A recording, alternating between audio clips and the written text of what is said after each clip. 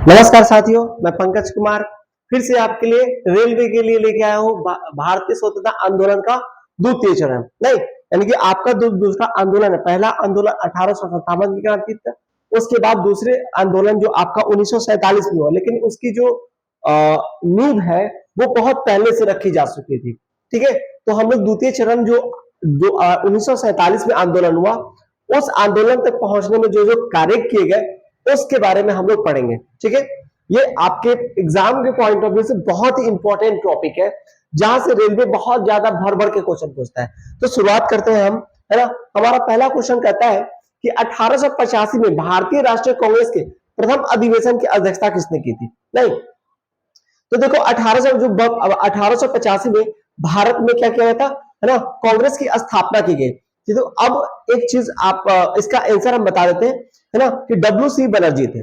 अब W C Banerjee जो थे वो भारतीय थे। क्या थे?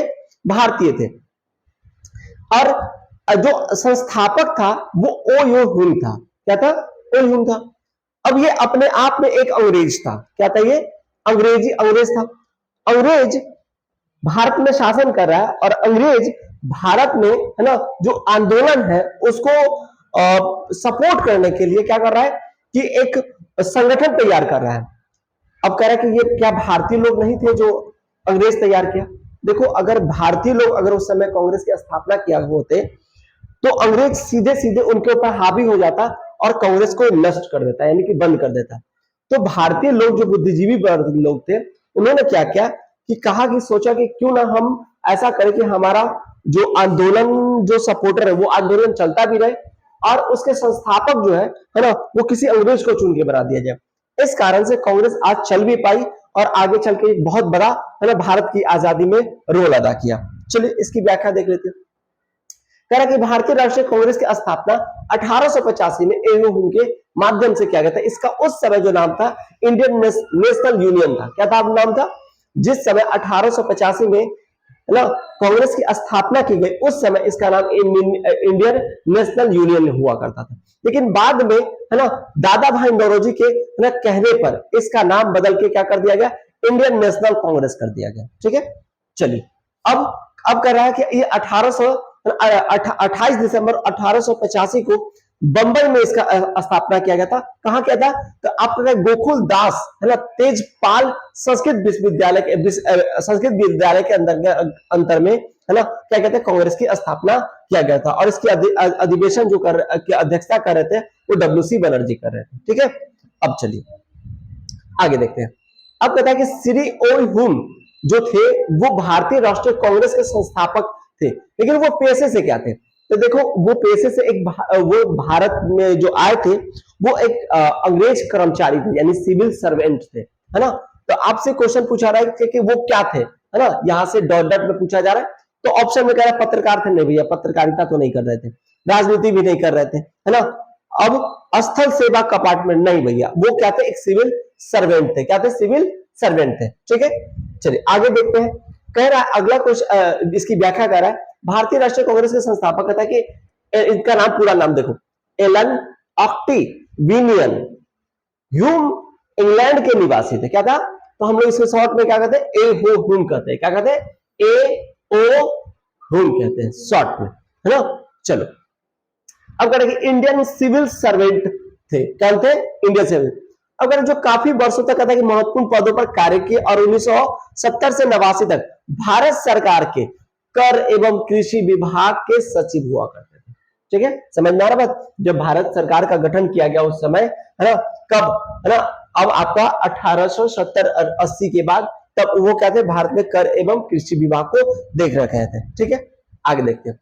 अगला कह रहा है कि 27 दिसंबर 1911 को पहली बार जन गण मन कहा गाया था। नहीं तो आपका 27 दिसंबर को 1911 में, है ना, कलकत्ता में अधिवेशन चल रहा था कांग्रेस में।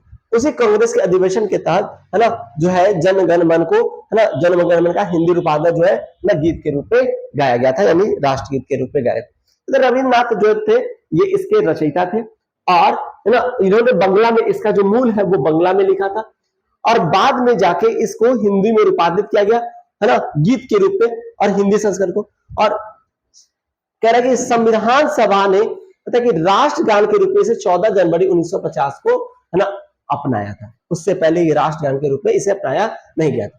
अब कह सर्वप्रथम इसे जो है ना 27 दिसंबर 1911 को भारतीय राष्ट्रीय कांग्रेस है ना कलकत्ता के अधिवेशन में से गाया गया था। ठीक है, जनवरी 1912 में यह कहता सर्वप्रथम भारतीय कहता कि विधाता के शीर्षक नाम से कहता है प्रकाशित हुआ था। क्या हुआ था?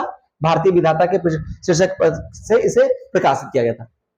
अगला हमारा क्वेश्चन कहता है कि निम्नलिखित में से किस अंग्रेज गवर्नर जनरल के समय 1911 में भारत की राजधानी कलकत्ता से दिल्ली लाई गई थी? नहीं, अगर आपको जानकारी के लिए बता दें तो 1911 तक जो है जब अंग्रेज शासन में आए भारत के अंदर में, तो उन्होंने अपनी राजधानी को कोलकाता बनाया। क्या बनाया? कोलकाता बना के रखा। लेकिन 1911 के बाद अब लगा कि नहीं है ना प्रशासन चलाने में कोलकाता से दिक्कत हो रही है, तो क्यों ना इसे मुगलों की जो राजधानी है ना दिल्ली हुआ करता था उसे दिल्ली ट्रांसफर किया जाए। तो 1911 में इसकी घोषणा होती है और 1912 में है ना जो है इसे दिल्ली में ट्रांसफर कर दिया जाता है ना पूर्ण रूप से दिल्ली में ना 11 में घोषणा और 12 में है ना ये पूर्ण रूप से दिल्ली को में चला जाता है। तो कह रहे इस किसके है ना, तो लॉर्ड हार्डिंग उस समय भारत में जो गवर्नर जनरल हुआ करते थे वो लॉर्ड हार्डिंग हुआ करते थे। नहीं, कह रहे हार्डिंग की कहता है द्वितीय कार्यकाल में कहता है कि आयोजित करता दिल्ली दरबार में कहता है जॉर्ज पंचम ने 1911 ईस्वी में कहता है भारत की राजधानी कलकत्ता से दिल्ली स्थानांतरित करने की घोषणा की। क्या पूछेगा जब बोलेगा घोषणा दिल्ली कब राजधानी बना? तो 1 अप्रैल 1912 को दिल्ली है ना भारत की राजधानी। आपसे पूछा जाता भारत की राजधानी कब बनाया गया? तो 1 अप्रैल 1912 को किया गया था। ठीक है, चलिए आगे देखते हैं। गदर पार्टी का आपका सैन फ्रांसिस्को था, नाम में ही छिपा हुआ गदर पार्टी है ना।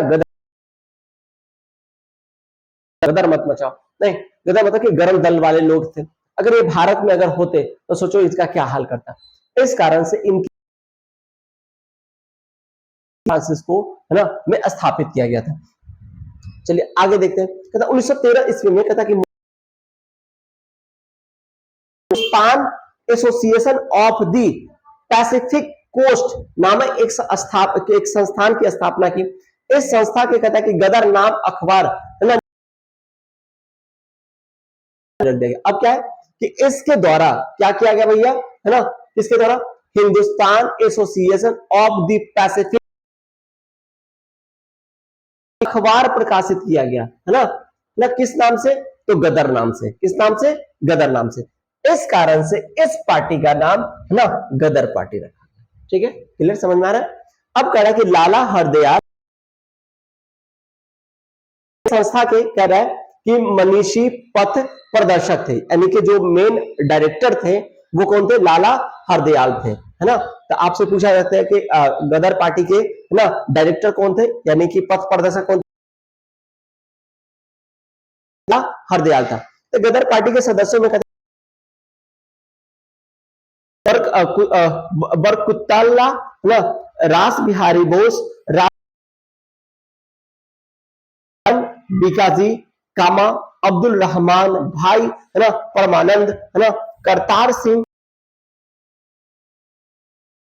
की पंडित काशीराम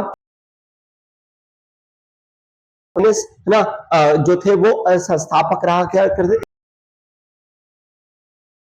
राष्ट्रीय कांग्रेस पर प्रार्थना याचना तथा कहता है कि विरोध की राजनीति करने की, जिसने भारत की राष्ट्रीय कांग्रेस को है ना क्या कहा था है ना, तो प्रार्थना के आधार पर, याचना के आधार पर है ना, विरोध के आधार पर ये क्या कर रहे इसके कहने वाले थे बाल गंगाधर तिलक थे। कौन थे? बाल गंगाधर तिलक थे, जिन्होंने क्या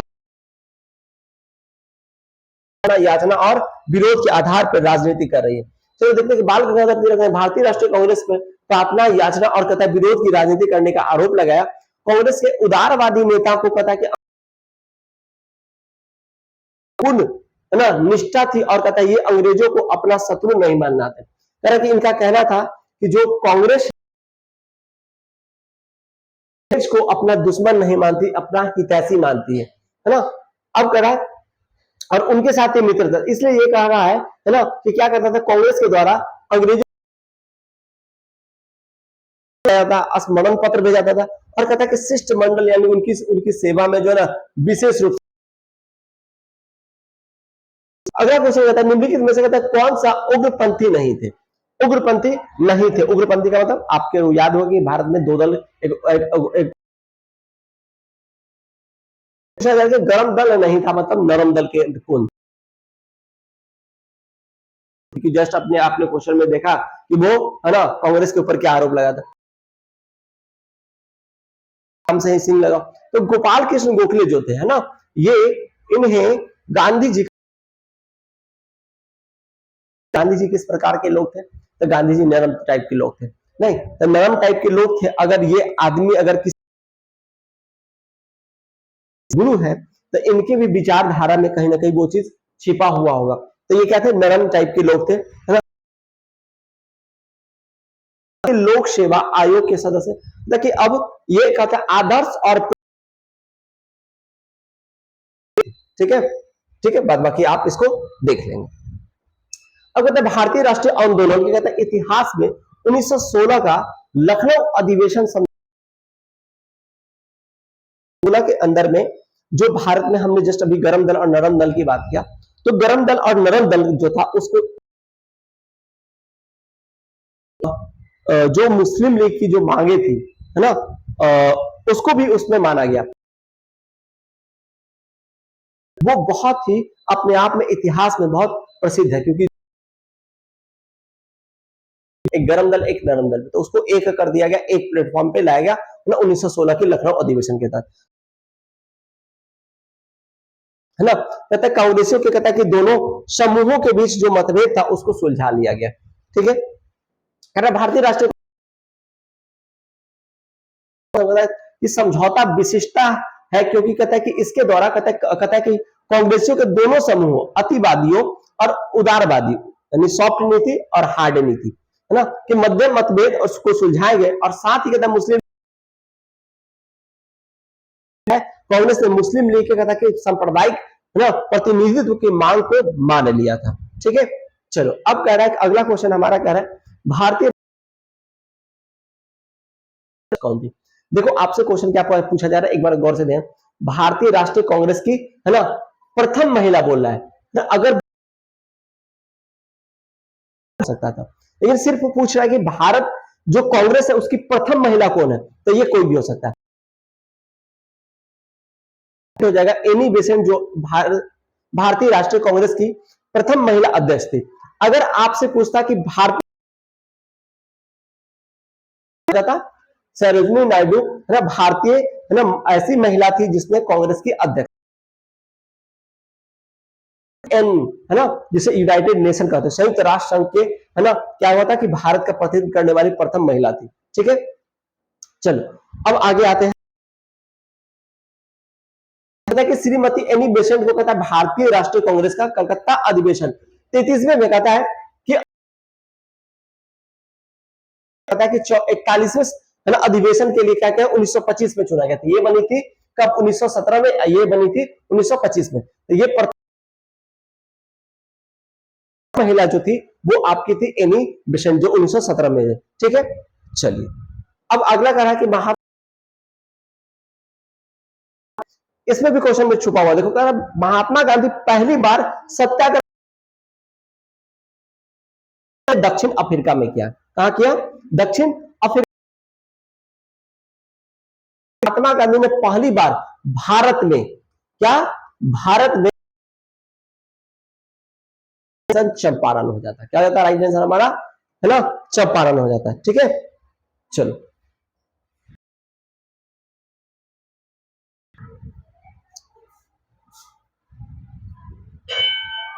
अब कहता है कि रॉलेट एक्ट 19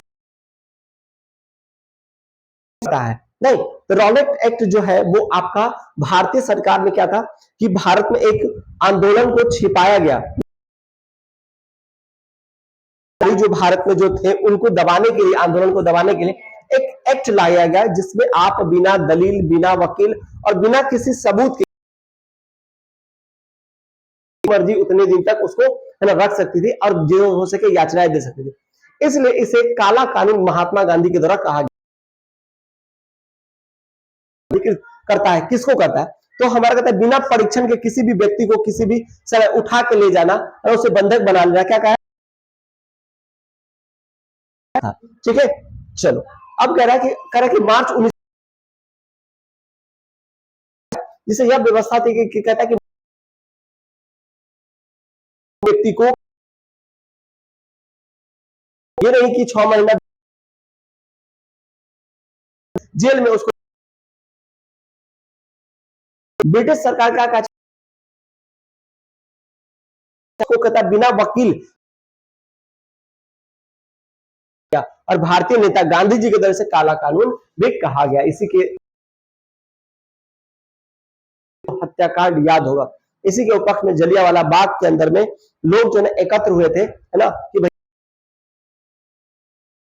काला कानून है और इसका विरोध होना चाहिए। विरोध करने के लिए, विरोध को दर्ज कराने के लिए, है ना, जो है जलियांवाला बाग के अंदर में सारे लोग इकट्ठा थे। जनरल डायर के माध्यम से क्या कहा था, को लॉक कर दिया जाते और अंदर जिसमें जो है ना हजारों की संख्या में लोग मारे गए और बहुत सारे लोग, है ना, उसमें जो बहुत सारे कुआं है, कुआं में कूद कर अपनी जान बचाने के जब कुआं में कूदे तो उनकी कुआं में कूदने के कारण मौत हो गई। अगला क्वेश्चन कहता है गांधी जी ने 1930 में कहता है दांडी मार्च का आयोजन किया था, किसके लिए? देखो दांडी एक कंपनी का नाम है, एक किसी चीज का काम नाम है, याद करो किसका नाम है, तो ये है नमक का। अर्थात गांधी जी के द्वारा जो दांडी मार्च है वो नमक बना करके स्वदेशी आंदोलन को प्रोत्साहित करने के लिए किया गया था। ठीक है, तो हमारा क्वेश्चन कह रहा है कि किसके लिए, तो कह रहा है नमक के ऊपर कहता है एक कर लगाने के खिलाफ, यानी नमक के ऊपर काफी कर लगा दिया गया था और इसका यूज गरीब से लेकर अमीर आदमी करते थे। इसलिए क्या किया गांधी जी ने कहा कि रुक, हम तुम्हारा सामान ही यूज नहीं करेंगे, हम क्या करते हैं अपना नमक खुद बनाते हैं, तुम अपना नमक अपने पास रखो। तो इसे नमक सत्याग्रह के भी नाम से जाना जाता है। ठीक है, अब चलो कह रहा है कि अब गांधी जी 12 मार्च को 1930 को कहता है कि साबरमती आश्रम से, है ना, इसकी शुरुआत साबरमती आश्रम गुजरात के अंदर में, और 78 लोग इसके साथ जो है उस आंदोलन की शुरुआत करने के लोग चले थे। और कह रहा कि आगे जैसे जैसे बढ़ते गए, है ना, अब कह रहा कि ये जो ना दांडी मार्च के नाम के ऊपर लगाया गया। अब कहता है कर को कहते विरोध किया गया था और कहते 6 अप्रैल 1930 को ये 290 व्यक्ति के साथ, यानी 290 किलोमीटर की 390 किलोमीटर की यात्रा पूरी करके, है ना, ये पहुंच जाता है क्या, है ना, दांडी पहुंचता है और दांडी में जाकर के क्या करते हैं, नमक बनाते हैं गांधी जी, है ना। बस ये कि भैया आप अपना, है ना, जो है अपना आपका, हम अपना जो है अपना सामान बनाते हैं, आप अपना इसे सवज्ञा आंदोलन के नाम से भी जाना जाता है। इस आंदोलन की कहता है कि प्रमुख विशेषता स्त्रियों की भागीदारी थी। इसकी विशेषता क्या थी कि इसमें स्त्री लोग भी बढ़ चढ़ के भाग लेती, है ना। अब कह रहा है कि सुभाष चंद्र बोस इसे, है ना, इसे क्या कहा था दांडी मार्च की तुलना नेपोलियन के कहता है कि एल्बा से पेरिस जाने के। आपको बता दें कि ये जो नेपोलियन है ये फ्रांस के अंदर में क्रांति हुआ था, फ्रांस की क्रांति। आपको पता होगा कि विश्व इतिहास में इसके बारे में पढ़ना है कि जो ब्रिटेन है, ब्रिटेन का कब्जा कभी अमेरिका के ऊपर हुआ करता था और अमेरिका से उस अमेरिका को जो है आजाद कराने के लिए जो फ्रांस की सेना है वहां गई और जो अमेरिका है वो अपने जगह पे अपने यहाँ संविधान लागू करता है और लोगों को विशेष छूट दे देता है, अपने जीवन जीने के बिल्कुल फ्रीडम दे देता है। और जब वो सैनिक जब वापस से फ्रांस आते हैं, है ना, तो देखते हैं कि जिसे हमने आजाद कराया वहां के लोग के पास इतनी सारी पावर, इतने सारे अधिकार है और हमारे यहाँ वही राजा महाराजा की गुलामी वाली प्रथा है। तो इसके खिलाफ जो है ना वहां पे आंदोलन शुरू होता है। उसमें नेपोलियन बोनापार्ट जो है ना उस आंदोलन का एक बहुत बड़ा नेता के रूप में आते हैं, जो वहां पे जो कह सकते हैं कि राजशाही को हटा के लोकतंत्र लाने का में अगर कोई मसीहा के रूप में काम किया तो वो नेपोलियन थे, नेपोलियन बोनापार्ट, है ना। तो इनका इसी प्रकार ये क्या कहते हैं, है ना, एल्बा से इन्होंने, है ना, पेरिस के लिए यात्रा की थी और बहुत सारे झुंड को इकट्ठा कर लिया था और जो राजा का व्यवस्था था उसको भंग करके वापस से वहां पे लोकतंत्र की व्यवस्था की थी। तो ये आपके नेपोलियन इस नाम से। तो इसी तरह से नेपोलियन जिस प्रकार फ्रांस में किए थे उसी प्रकार आपके जो गांधी जी है वो भारत के अंदर में करके दिखाए थे। ठीक है, चलिए आगे कहता है कि मौलिक रूप से कहता है खिलाफत आंदोलन क्या था। देखो मौलिक रूप से खिलाफत आंदोलन जो था ना वो एक धार्मिक आंदोलन था जो तुर्की में किया, जिसको आप आज तुर्की के नाम से जान। कहता मौलिक रूप से कहता खिलाफत आंदोलन एक धार्मिक आंदोलन था जो कहता ब्रिटेन द्वारा प्रथम विश्व युद्ध के पश्चात तुर्की, जिसको आपको टर्की इंग्लिश में कहते हो, और अभी उसका नाम तुर्की हो गया है ना, के खिलाफ कहता है कि समाप्त किए जाने के विरोध में कहता है कि प्रारंभ किया था। और कहता है भारत में इसका नेतृत्व अली बंदूक, जैसे अब मुस्लिम पे वहां कोई चीज किया गया तो भैया एक मुस्लिम दूसरे देश के मुस्लिम भी भाई एक यूनिटी दिखाने के लिए उन्होंने क्या था कि भारत के अंदर में भी उसके विरोध में नेतृत्व किया था। कौन किया था? तो अली बंदूक के द्वारा जो है ना मोहम्मद अली और कहता है कि शौकत अली ने कहता है गांधी जी ने कहता है कि पहल पर कहता है कांग्रेस द्वारा इस आंदोलन का कहता है कि समर्थन किए जाने के राजनीतिक आंदोलन है ना में परिवर्तित हो गया। अब कह रहा है कि ये धार्मिक था लेकिन बाद में जाके क्या हुआ है ना कि ये है ना राजनीति में कहता है कि किस एकमात्र कांग्रेस अधिवेशन की अध्यक्षता महात्मा गांधी ने की थी। देखो बेलगांव अधिवेशन एकमात्र इकलौता अधिवेशन है जिसमें जो है ना गांधी जी ने क्या किया था है ना कि अध्यक्षता किया था। उसके बाद गांधी जी दोबारा कभी कांग्रेस के अध्यक्ष पद बनाया भी गया फिर भी नहीं बने, ठीक है। और यहाँ क्या था कि जो इसके एक और डिमेरिट जो है, उसके बाद इसका डिमेरिट क्या है, तो जो गर्म और नरम दल था ना दोनों दो पार्ट में बढ़ गया था, इसलिए गांधी जी दोबारा बन भी नहीं किए। तो गांधी जी ने कहता 1924 में कहता बेलगांव अधिवेशन में अध्यक्षता की और कहता कि इसके अतिरिक्त गांधी जी ने कभी भी कांग्रेस का अधिवेशन नहीं किया। और कहता इस अधिवेशन में कहता कि नरम दल और कहता कि कांग्रेस को में कहता कि लाया गया और कहता मुस्लिम लीग पूरा कहता है कांग्रेस से अलग हो गई, ठीक है। चलिए अब कहता है कि बारदोली सत्याग्रह का संबंध किससे है? तो बारदोली का सत्याग्रह जो सरदार वल्लभ भाई पटेल है ना, तो बारदोली सत्याग्रह में जो है महिलाएं है ना, यानी कि वहां जो आंदोलन थे उन आंदोलन का जो नेता बना के भेजा गया था वो सरदार वल्लभ भाई पटेल को भेजा गया था, ठीक है।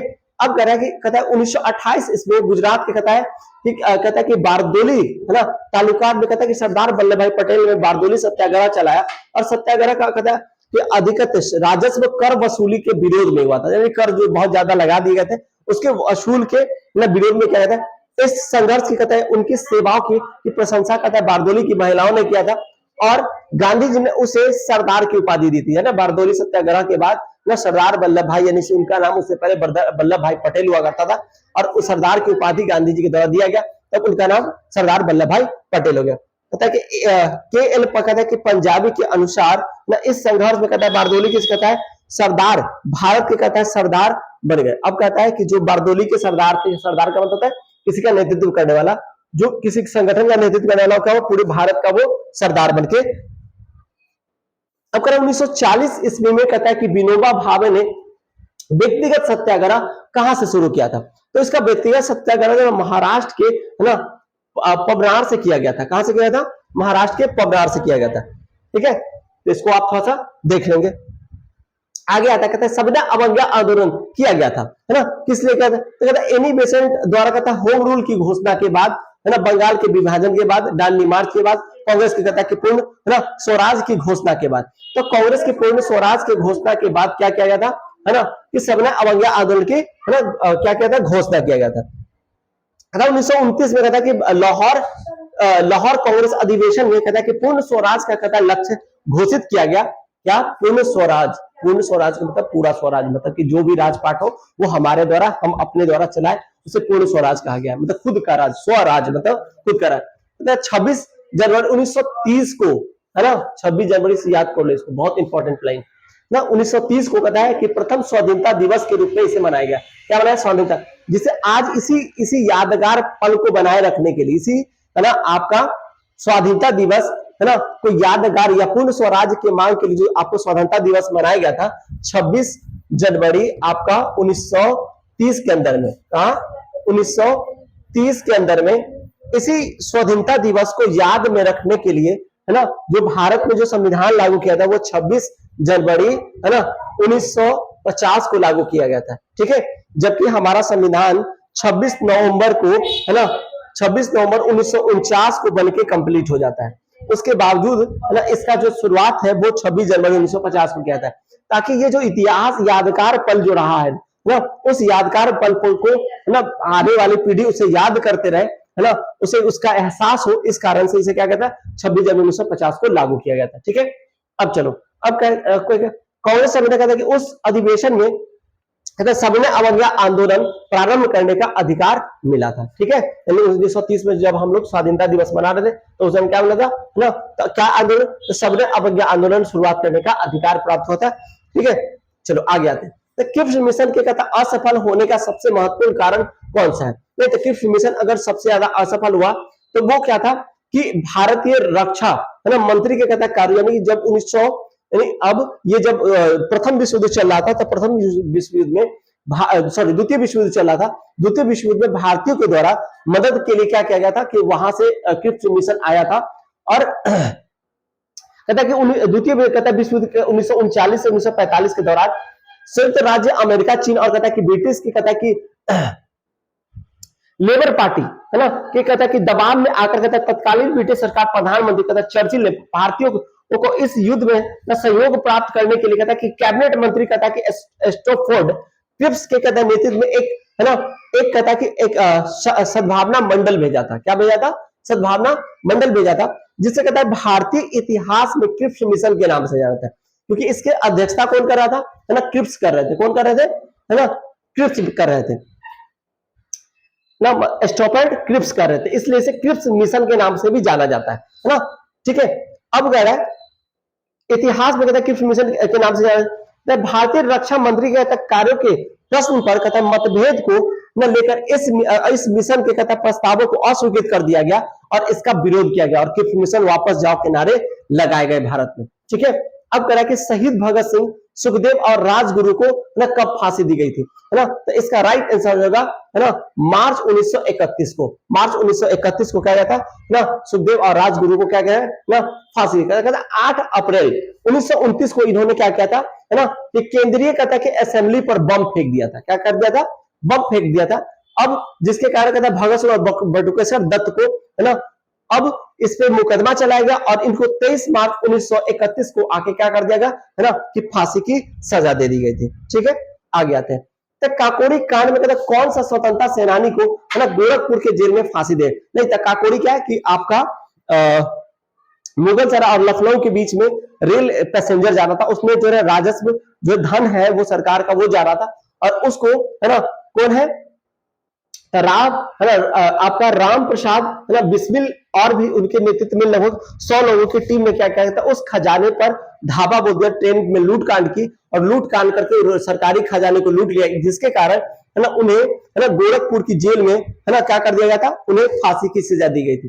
कहा कि 9 अगस्त 1925 को कहता उत्तर रेलवे लखनऊ सहारनपुर कहता है कि संभाग के कहता कि काकोरी नामक स्थल पर 8 down Saharanpur Lucknow passenger train पर डकैती किया गया था। क्या कहते हैं? ये ट्रेन जो है ना डाउन, जैसे अप डाउन होता है, जा रहा है तो अप, आ रहा है तो डाउन, है ना। तो कह रहा कि सहारनपुर से लखनऊ ट्रेन आ रही थी, उस ट्रेन में जो है डकैती किया गया, है ना। और कहता है जो सरकारी खजाने थे उसको लूट लिया गया और यह घटना काकोरी नामक स्थान पे हुआ था, इसलिए इसे काकोरी कांड के नाम से जाना जाता है। इस कांड में कहता है कि 29 क्रांतिकारियों को कहता है गिरफ्तार किया गया था, जिसमें कहता है राम प्रसाद बिस्मिल, अशफाक उल्लाह खां, है ना, रोशन लाल और कहता है कि राजेंद्र लाहड़ी को कम से कहता है गोरखपुर, फैजाबाद और नैनी, इलाहाबाद, गोंडा में कहता है इसको फांसी की सजा दी गई थी। ठीक है, इस प्रकार आपके जो 20 क्वेश्चन जो है हम कंप्लीट करते हैं, फिर हम अगली वीडियो में लेके आएंगे आपके लिए। तब तक के लिए take care and bye bye.